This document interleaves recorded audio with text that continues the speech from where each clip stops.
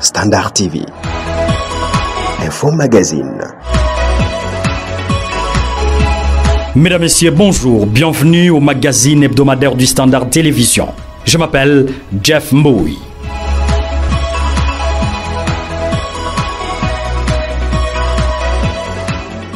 Standard TV,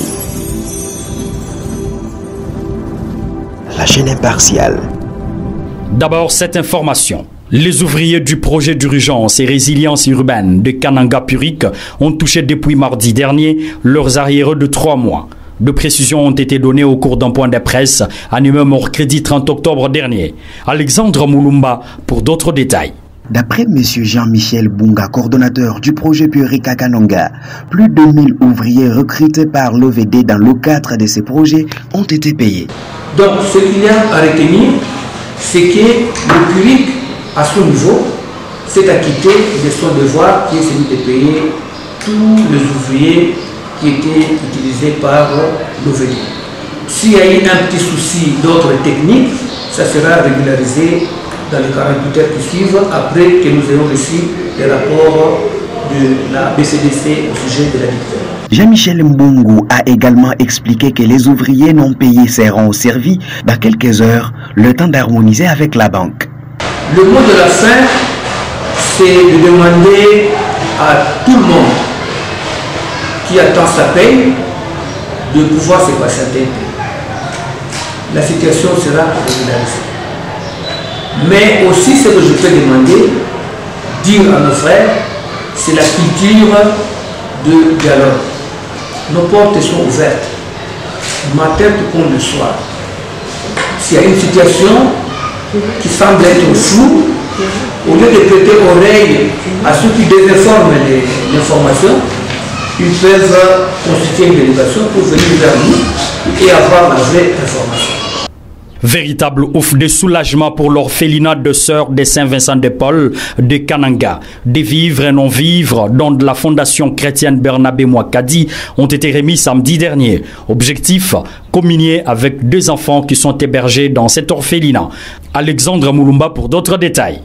Cette assistance en vivre et non-vivre symbolise l'intérêt qu'accorde cette fondation aux personnes démunies, indique le coordonnateur provincial de la Fondation chrétienne Barnabé Mouakadi, Gaston Kapena. Il promet plusieurs autres actions caritatives dans les tout prochains jours. Oui, nous sommes en ces lieux pour appliquer la parole de Dieu, comme je l'ai dit à l'introduction. En tant que Fondation chrétienne, nous avons tiré l'épître de Jacques, chapitre 1er, verset 27, qui nous dit « La religion pure, c'est celle d'assister les veuves ainsi que les orphelins en temps d'affliction. » Alors en tant que Fondation chrétienne, nous sommes en ces lieux pour cette fin-là. Nous avons apporté un sac de farine de maïs, un sac de farine de manioc, les bidons d'huile, un sac de braise, ainsi que l'enveloppe pour acheter les condiments pour l'orphelinat de ces lieux, sans compter les biscuits et autres.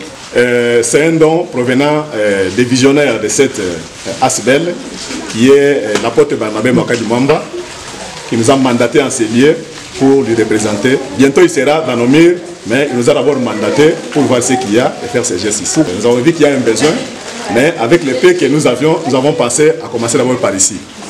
Parce qu'il y a des orphelins de bas âge. Vous voyez, il y a même des enfants d'1 année, de moins d'1 année. Et ça nous a fait mal, nous avons préféré commencer par ici.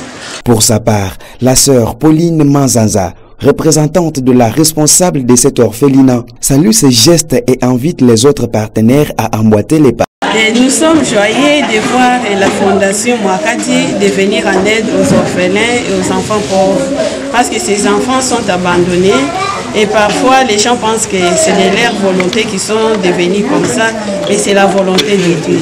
Nous demandons à ceux qui sont présents et ceux qui sont de loin de venir toujours en aide pour que ces enfants aussi se sentent vraiment qu'ils sont portés par les gens de notre province du Kasaï central, comme la Fondation Mouakadi a déjà fait un pas. Nous lui remercions de loin et de près par ceux qui sont présents. Nous prenons les enfants à partir de 0 âge jusqu'à 5 ans et puis il y a trop d'exigences parce qu'il y a des laits qui prennent pour les premiers âges comme Gigose, non, ça coûte trop cher. Et maintenant, avant il y avait les bienfaiteurs, mais aujourd'hui, à partir de la Covid, tous les bienfaiteurs sont presque partis. Standard TV.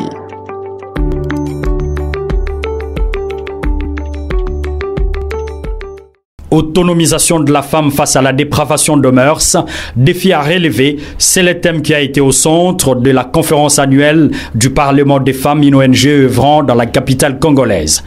Au cours de cette conférence dénommée Plénière des femmes, des prix ont été remis à certaines femmes pour leur implication dans la défense des droits de la femme.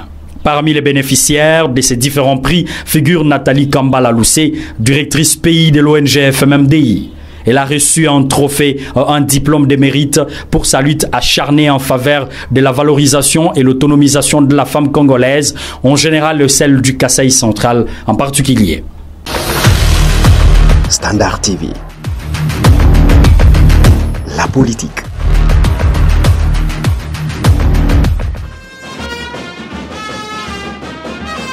Le parti politique du Renouveau Part a reçu la semaine dernière les conseillers communaux membres de leur regroupement politique. La cérémonie relative s'est déroulée au siège administratif de ces partis politiques à Kananga. À l'occasion, le président fédéral, professeur Renatus Bakenge, a invité ses élus à rester près de la population et à œuvrer pour le bien-être et le développement de leurs entités respectives. Professeur Bakenge Kankonde Renatus, dans ses propos recueillis par Nathalie Mbelou. Aujourd'hui, c'est un grand jour pour le parti Renouveau.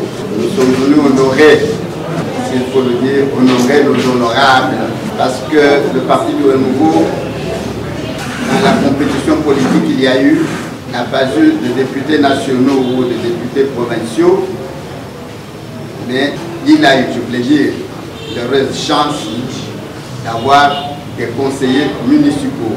2 conseillers, un dans la commune de Landécha, un autre dans la commune de Katoka. Le parti ne pouvait pas les laisser commencer leurs activités de conseil dans les communes. Le parti ne pouvait pas être insensible à l'effort qu'ils ont fourni, que nous avons fourni avec eux. C'est ainsi qu'il est venu aujourd'hui les honorer, les féliciter avec tous les membres du parti. Donc nous sommes venus aujourd'hui présenter nos félicitations, nos encouragements à nos heureux élus.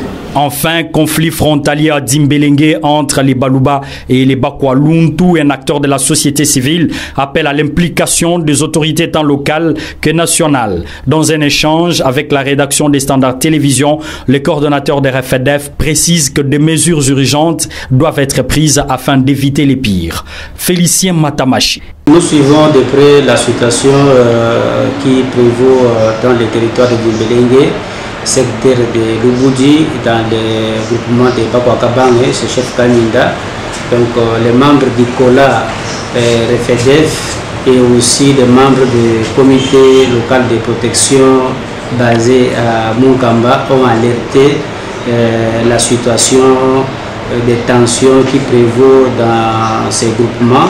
Tout est parti de l'installation des postes de péage par le bourgmestre de la commune de Munkamba du côté Kasaï central, et le chef Kaninda n'a pas pu supporter ça. Voilà pourquoi c'est l'occasion pour nous d'attirer l'attention des autorités pour intervenir à temps et aussi appeler les communautés qui sont en conflit de privilégier l'intérêt général de la communauté.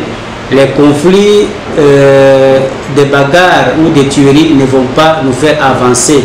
Par contre, ça va plus nous faire reculer. Nous pensons que nous sommes un même peuple, que nous puissions vivre dans l'harmonie, la cohésion sociale et l'amour du prochain. Je pense que c'est ce qui peut nous caractériser. Nous sommes Standard TV. Fin de notre magazine. Merci de la confiance que vous faites au Standard Télévision. La chaîne honnête. L'indépendance d'info. Abonnez-vous pour ne rien rater.